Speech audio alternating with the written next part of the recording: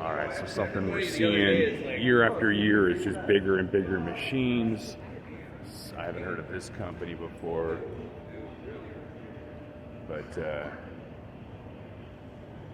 you're definitely seeing start to finish. So your buds would go up here, comes down through some air compressors, gets packaged through here, it's getting sealed out the door. I'm guessing this is humidify. Put some longevity into it, and then labeling, and out the door. So automation is getting big, it's getting important. This is for vape pens, that was for flower, this is for pre-rolls. So this looks like a gummy machine. So you're looking at fully automation. But these machines, each segment of this, you're looking at about, $300,000-$400,000. This is probably a $400,000 machine, easy. So this is a pre-roll. This is just a giant knockbox, which is a joke.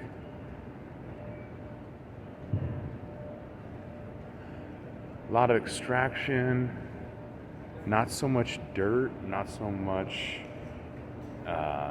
like this stuff. Like, who is using this? This is retail, man.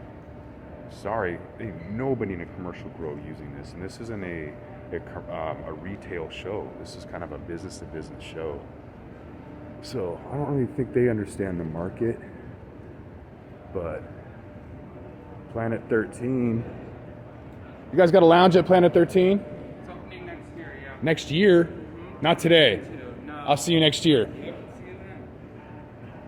So, Green Vault Systems, this is pretty dope.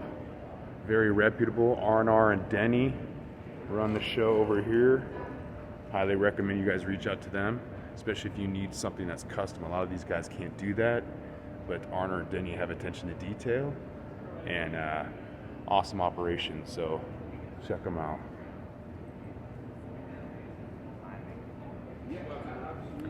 There's literally over 1,000 booths.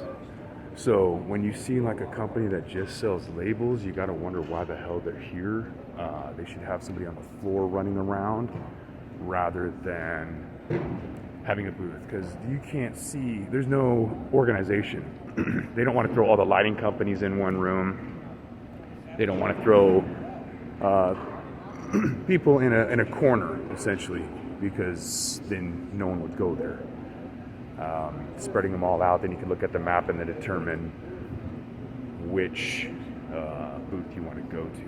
But even then, it's really hard because they finally put the numbers down. I don't know if you can see on the aisle here, but right there, they got a booth number finally, so you can find it. And then up here, conveniently, they got the rows. So look at this. So they have a pre-roll. So I'm assuming, here it is. So this is, it's about 2 ATM machines. I'm gonna sneak under the hood here.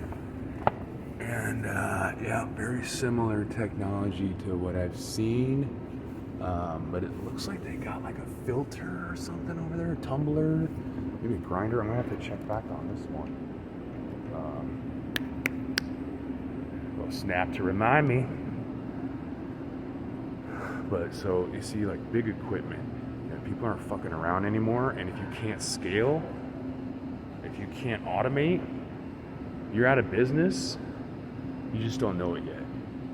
I mean, I know that might sting some people, but those are the people I'm talking to. If you take offense to it, yeah, I'm talking to you. But it doesn't mean you're out. It just means you got to pivot to stay relevant. So don't stay in your neighborhood, because you can't be a Larry's Handy Mart in a world of 7-Elevens. I'm not saying you have to like franchise and get everywhere, but you can't stay in a neighborhood. You can't stay small scale. There are regional breweries, and they do really, really well, but you can't have 400 tomato farmers in any state. So when you're talking about scale and you're talking about who's got the best fire or genetics or whatever, really it's down to consistency. It's about the experience. You can go to the best restaurant ever, but if it's too pricey, who cares? No one's coming back. It's about value. It's about experience. Convenience and price are important for everyday things, but when it comes to high ticket items or livelihood, entrepreneurialism, whatever, you want to provide that experience to somebody in order to get them to keep coming back. Fox Farm, I used them when I grew in my basement, 10 by 20, but again, I don't think commercial growers are using that. Why are you here?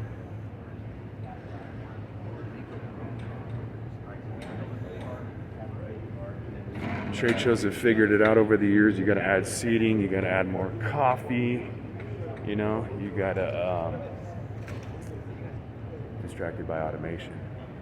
You got to add food. There's 2 food trucks. I stood in line. It was like 30, 45 minutes. When you're running the booth, you got to hire somebody to stand in line for you for food. Who's got time for that?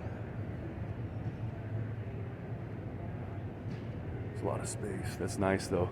They said 30,000 people. I was guessing 15 and I was being generous. So the vibe was chill. But then again, it's Cannabis Week. It's not just MJ Biz Con. So instead of day 1 being like Wednesday, when the Cannabis MJ Biz Con starts, everybody's here like maybe Sunday, at least Monday, Tuesday, and then Wednesday everything starts. So you don't have that like fresh energy that you used to, because everybody's just toast by the time first day is here. I tried to take off between 10 and 11, try to get home by midnight, ended up getting home, like 1, which is pretty damn good for Vegas. This is a cool area. I could totally do a podcast from here if they let me. That might be a good idea for next year, folks. Appreciative of Jason Lammers of 420 Wholesale Pack, who has recyclable doob tubes. So if you're looking for joint tubes for any of your markets, he manufactures them in Washington State. So you don't have to worry about Chinese holidays or shipping delays or any of that, and it's made from recycled material. So if you're a social responsible investor, or you're into environmental social governance, or you just like recycling and keeping shit out of landfills, hit up Jason Lammers at 420wholesalepack.com.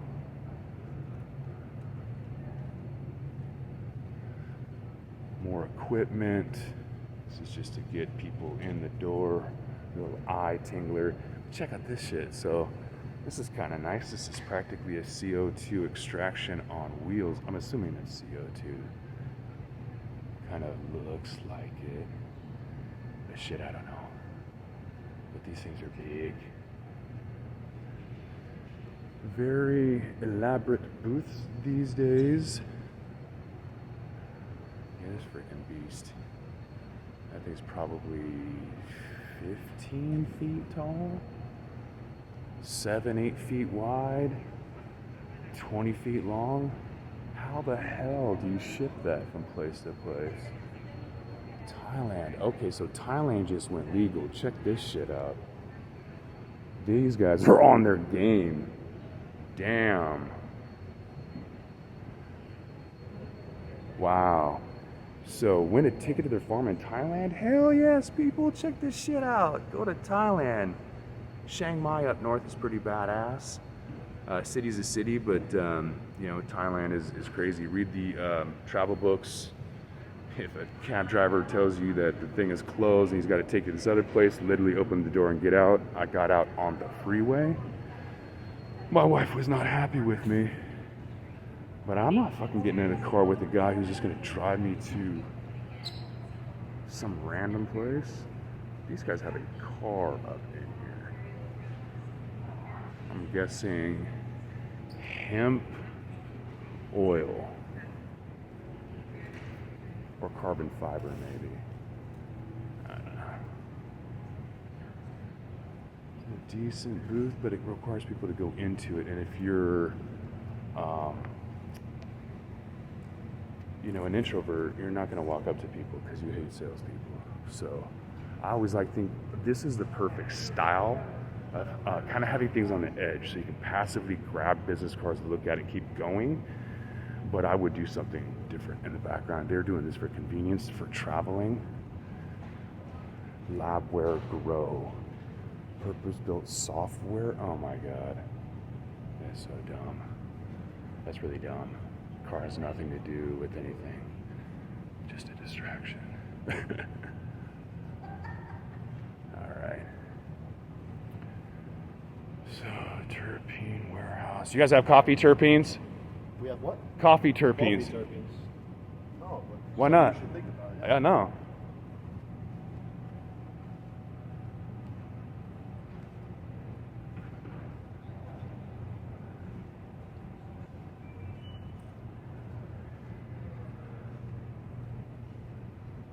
Yeah, coffee's a funny thing. So RTD, the ready to drink, because let's be honest, K-cups are not coffee. But ready to drink coffee is not like a thing outside of like Portland or maybe some medical spots where they haven't figured out that their margins are toast and they're just basically running to the ground financially. It's most expensive product you can do, beverages, and has the lowest margin. So it's literally one of the most difficult things you could do.